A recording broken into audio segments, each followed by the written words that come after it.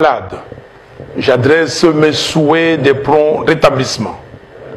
Aux populations sinistrées, j'implore la miséricorde, le soutien et la justice de Dieu. À ceux qui sont incarcérés injustement, je leur exprime mon soutien et les rassure de ma détermination à combattre l'arbitraire.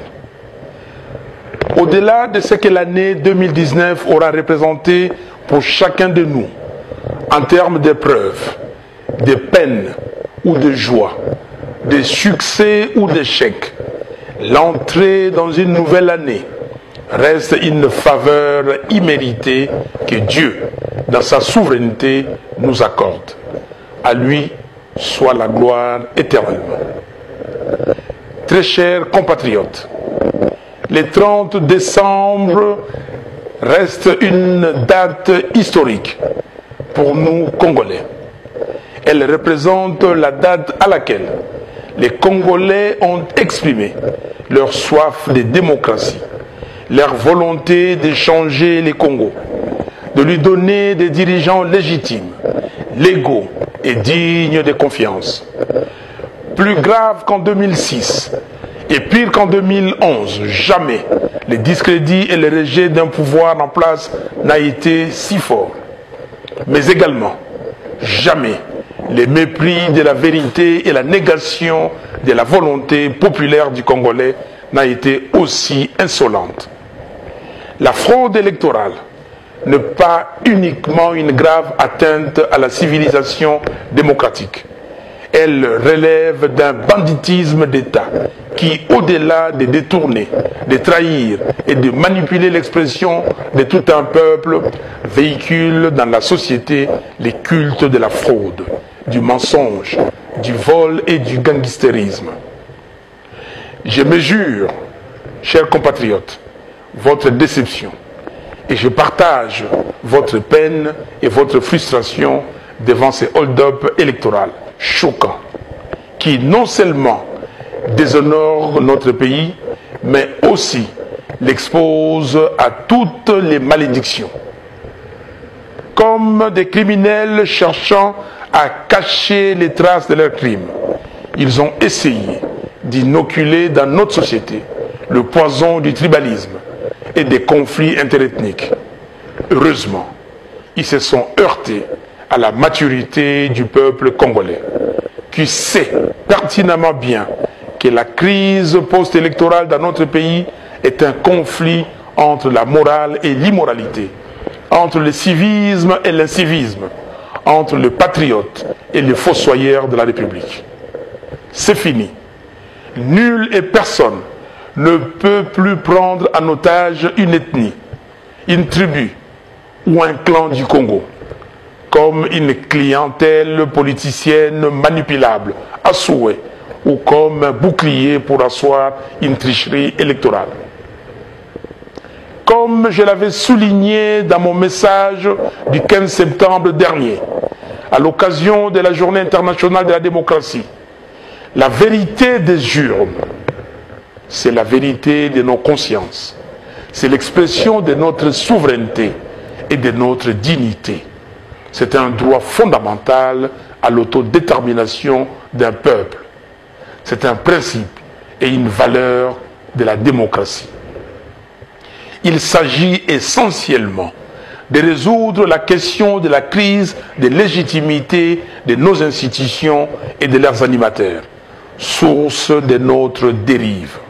Raison pour laquelle j'ai en toute responsabilité mis sur la table la proposition de sortie des crises pour qu'avec les élections anticipées, précédées des réformes urgentes et nécessaires, l'on puisse donner au pays des institutions fortes, fruits de la volonté du peuple.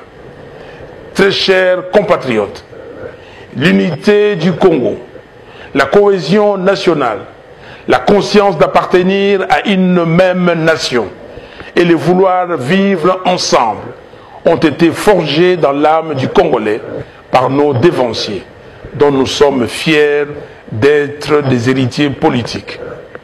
À ce sujet, Patrice Emery Lumumba disait, je cite, « Pour le peuple, Je n'ai ni père, ni mère. Pour le pays, je ne suis d'aucune tribu, d'aucune province. Je ne suis pas un homme, je suis une idée. Je suis le Congo, car le Congo m'a fait. Et à mon tour, je façonne le Congo. Celui qui vient vous dire, allons détruire chez l'autre, parce qu'il n'est pas de notre tribu, de notre province, celui-là est l'ennemi de notre indépendance, de notre souveraineté. Fin de citation. Très chers compatriotes, je viens de séjourner à Béni, où j'ai passé la fête de la Nativité avec les compatriotes qui y habitent afin de leur témoigner de ma compassion, de mon affection et de ma solidarité.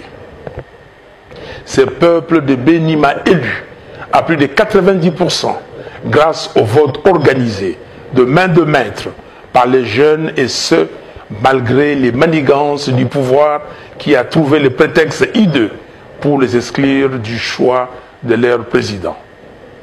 J'ai vu mes compatriotes meurtris, se sentant abandonnés et ne sachant à quel sein se vouer, mais engagés à défendre l'intégrité du territoire national au péril de leur vie, avec le slogan « Pas de Congo sans Béni » que nous a légué les militants de la Lucha Mouindou Obadi, tué le 23 novembre dernier par la police. Paix à son âme. On tue à Béni, on égorge à Béni, au vu et au su de tout le monde, y compris des FRDC et de la MONUSCO. Depuis octobre 2014, plus de 3000 personnes ont été tuées à Béni et dans les environs par des forces négatives nationales et étrangères. Plus de 10% de la population a fui Béni. Désertés par leurs habitants, des quartiers entiers sont devenus des quartiers fantômes. Manifestement, on veut pousser le peuple Nandé Yira dans ses derniers retranchements, l'exterminer afin que des communautés étrangères s'accaparent de ses terres. Les Congolais de Béni sont convaincus, selon des témoignages que j'ai recueillis sur place, qu'il y a un plan bien ficelé d'occupation de Béni jusqu'au Haut-Touélé, en passant par l'Ituri, par des populations qui seront amenées des pays voisins. Ainsi, on a tenté d'occuper le sud de Lubero, mais cela n'a pas réussi grâce à la détermination farouche des Congolais. Il y a effectivement un travail en profondeur qui s'est fait pour saper l'unité de la RDC. On crée des petits groupes armés dans les différentes provinces afin de les fédérer à un moment donné. On monte les communautés les unes contre les autres pour créer des zones de tension partout.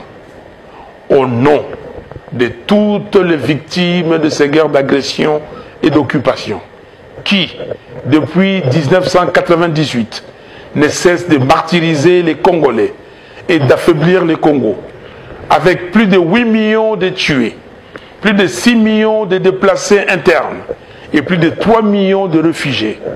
Je demande à M. Félix Tshisekedi Tshilombo de dire la vérité et toute la vérité sur le deal qu'il a signé avec M. Joseph Kabila. À tous les pays épris de paix et de justice, je leur demande de reconnaître le génocide du peuple Nandé Yira. Dans cet ordre d'idées, je préconise la tenue, sous l'égide des Nations Unies, d'une conférence internationale pour faire toute la lumière sur la situation de l'Est du Congo.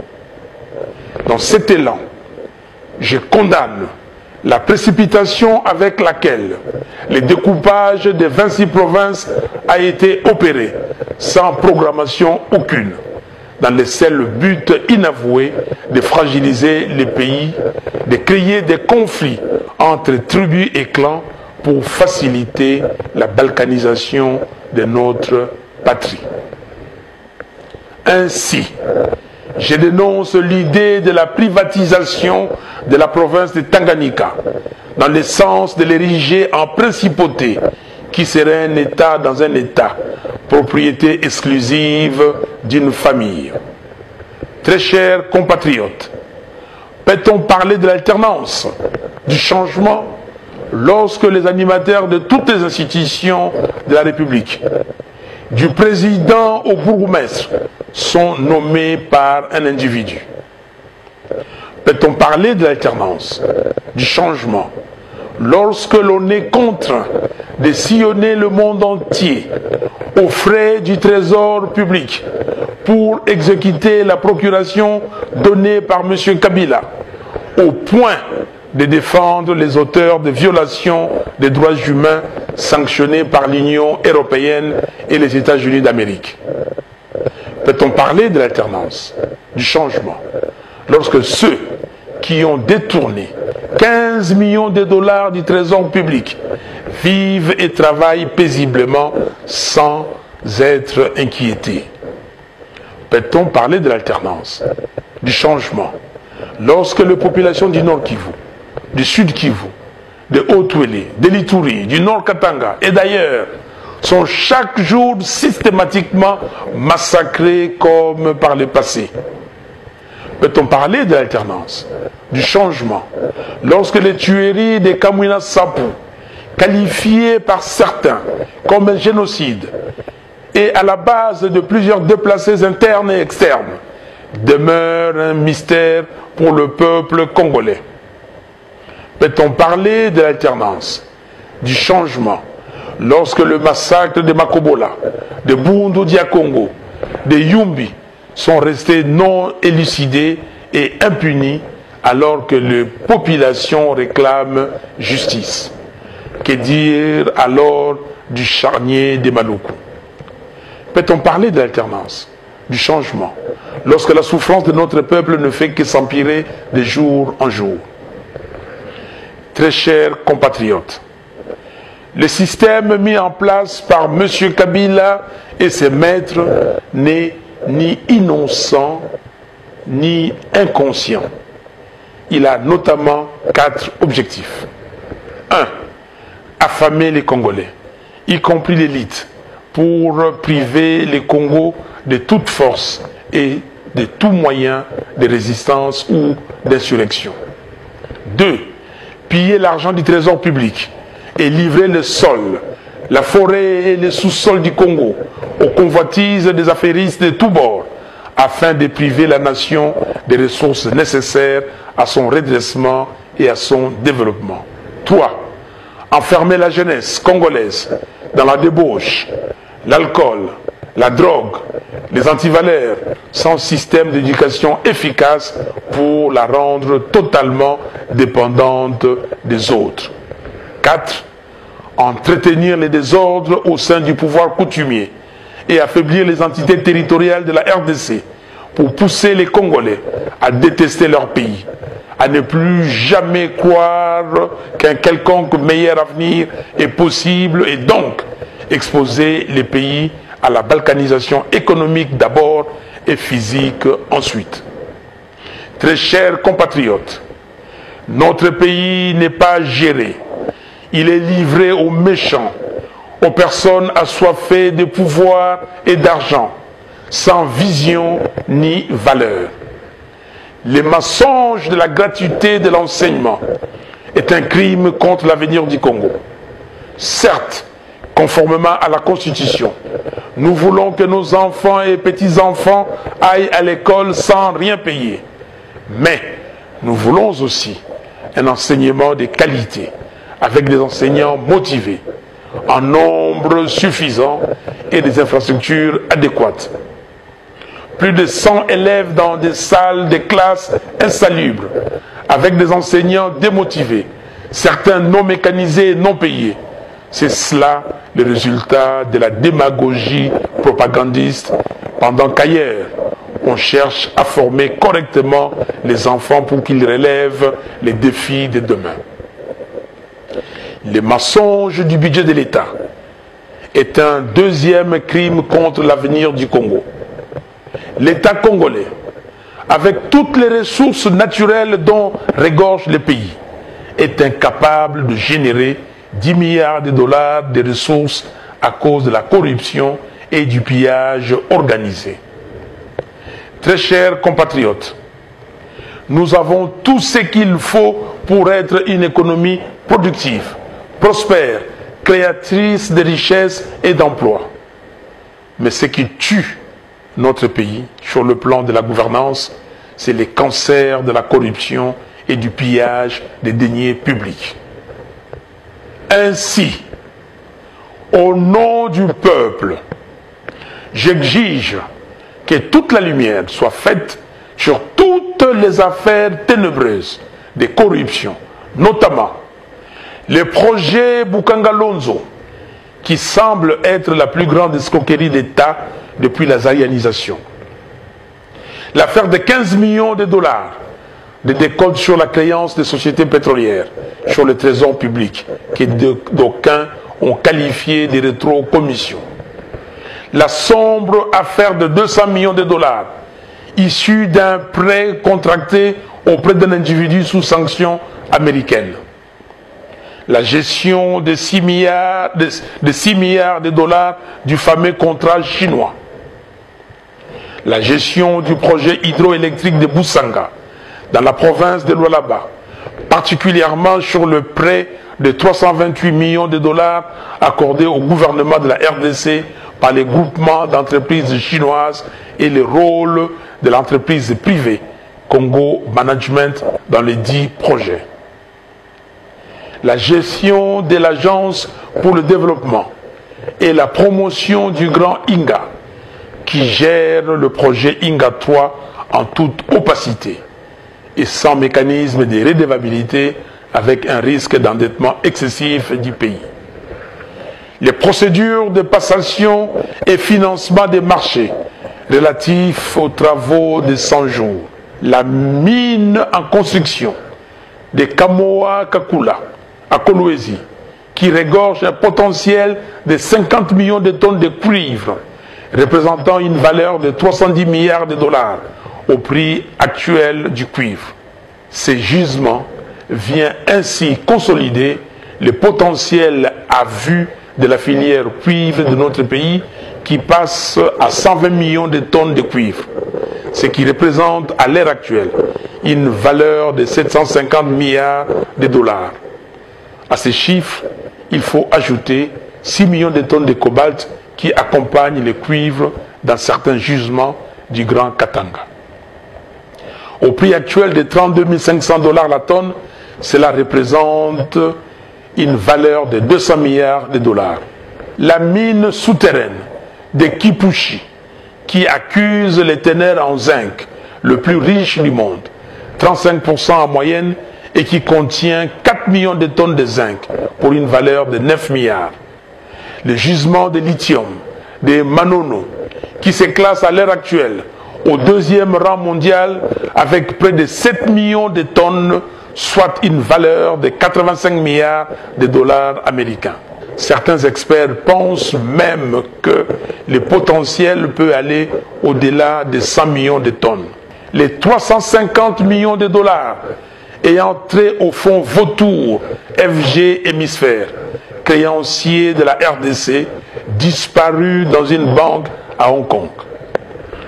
Très chers compatriotes, il y a plus de 60 ans, Patrice Emery Lumumba avait demandé aux Congolais d'agir dans l'unité, de rester debout afin d'assurer la grandeur de notre pays et de léguer à la postérité l'amour de la liberté.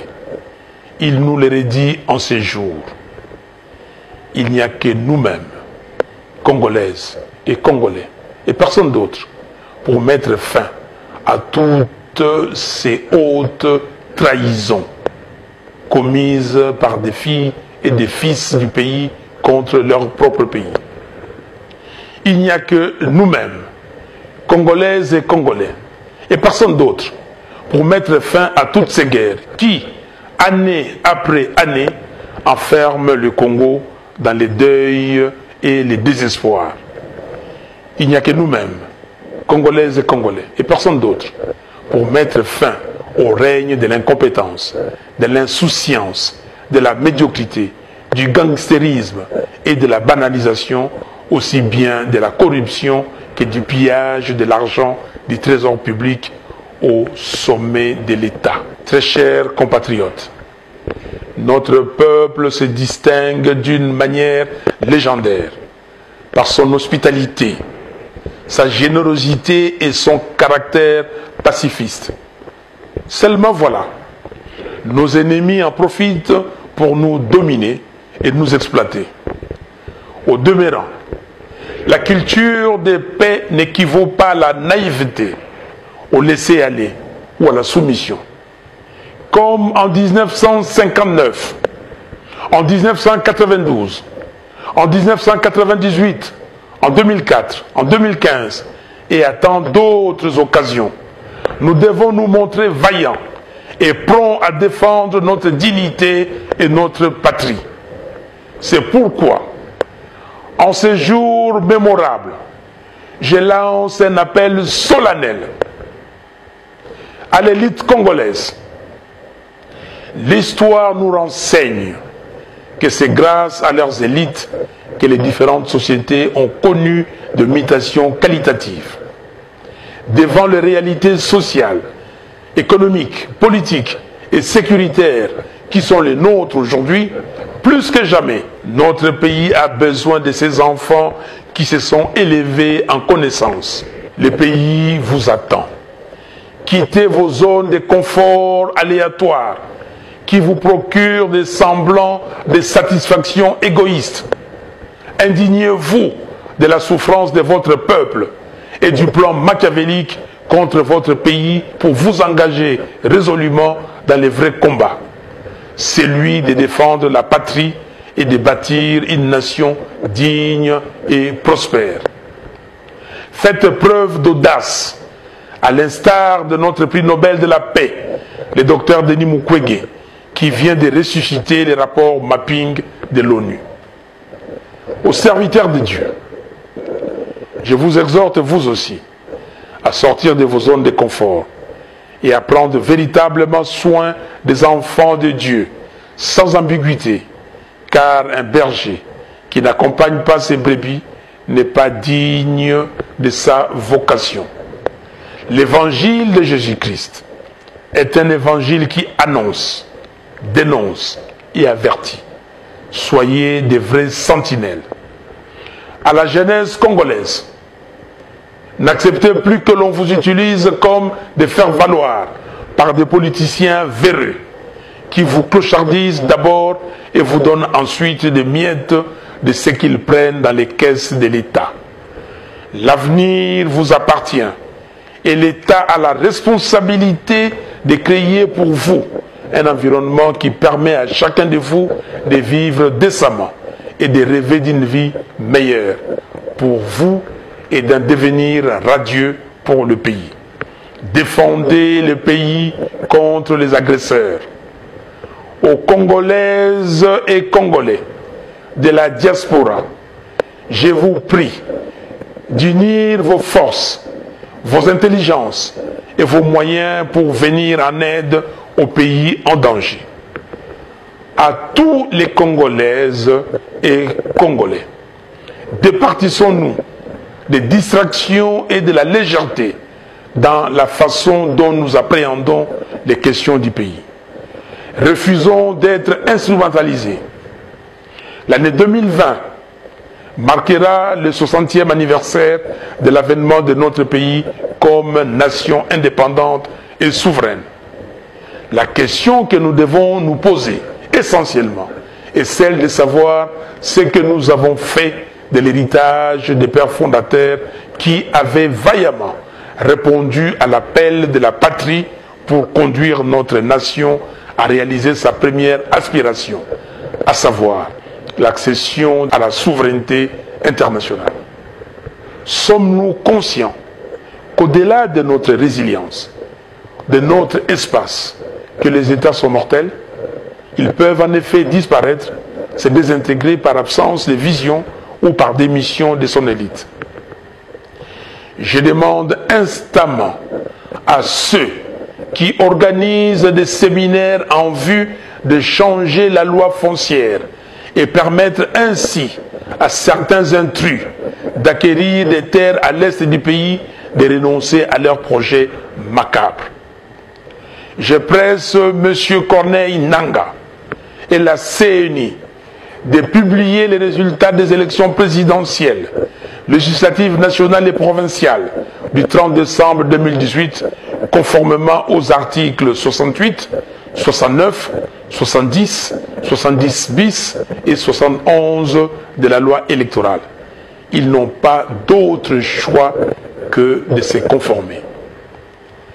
J'ai pris le président de la Cour constitutionnelle, M. Benoît Luamba, de dire la vérité, rien que la vérité sur la proclamation des résultats définitifs. À M. Félix Tshisekedi Tshilombo, je l'encourage à demander pardon au peuple congolais et à renoncer au deal qu'il a signé avec M. Kabila. Très chers compatriotes, la lutte pour la démocratisation de notre pays et de l'état de droit que nous menons ensemble depuis les années 1990, intensifiée à partir de 2015, n'est pas vaine. Elle est plutôt victorieuse, même si cette victoire n'est pas encore consolidée. Je salue tous les acteurs de la paix et les défenseurs de la démocratie pour leur engagement sans réserve à lutter pour le changement effectif du Congo. Je pense particulièrement au peuple congolais. À feu le président Etienne Tshisekedi d'heureuse mémoire, aux membres du comité laïque de coordination, CLC, aux jeunes des mouvements citoyens, la Lucha, Filimbi et autres, à l'église catholique, à l'église du Christ au Congo, à la société civile acquise au changement, ainsi qu'à mes amis et compagnons des luttes de la Mouka. J'exprime ma gratitude à nos compatriotes de la diaspora pour leur engagement et contribution inestimable aux efforts de démocratisation du pays et de solidarité nationale. Je m'incline une fois de plus, avec émotion et gravité, devant le sacrifice de nos martyrs qui sont morts pour la nation congolaise. Ils ont donné leur vie pour sauver la démocratie et sortir notre État de la tyrannie. J'ai une pensée particulière à l'endroit de tous ceux qui garderont longtemps les stigmates de la barbarie et de la dictature. Très chers compatriotes, voilà pourquoi nous devons plus que jamais réagir avec courage pour montrer au monde entier que nous sommes conscients de l'existence d'un plan machiavélique contre notre pays et nous sommes déterminés à le défendre. Ainsi, le 17 janvier 2020, jour du martyre de notre héros national, je vous invite à une marche de deuil et d'indignation sur toute l'étendue du pays et dans la diaspora. Deuil pour pleurer nos frères et sœurs tués à Beni et ailleurs. Indignation pour exprimer notre désapprobation au plan de balkanisation de notre pays. Ces jours-là, soyons tous de Lumumba. Bandeau blanc autour de la tête, nous marcherons pour dire au monde entier que nous sommes désormais réveillés, debout, déterminés et en marche pour sauver notre patrie en danger. Ceux qui ne pourront pas marcher, qu'ils portent seulement le bandeau blanc du deuil et d'indignation partout où ils se trouveront. Les 12 et les 13 février 2020, nous organiserons un forum sur le thème « L'intégrité de la RDC ». mes très chers compatriotes, je formule le vœu que l'année 2020 soit pour chacun de nous une année de paix et de sécurité, une année de bonne santé, de grande espérance, de joie et de réussite à la fois dans nos projets personnels et au service de notre cher et beau pays, la République démocratique du Congo. Je décrète l'année 2020, l'année de libération de la République démocratique du Congo. Nous ne serons jamais, jamais alors jamais, esclaves de qui que ce soit. Réveillons-nous. Que Dieu bénisse la République démocratique du Congo et son vaillant peuple. Bonne et heureuse année 2020. Je vous remercie.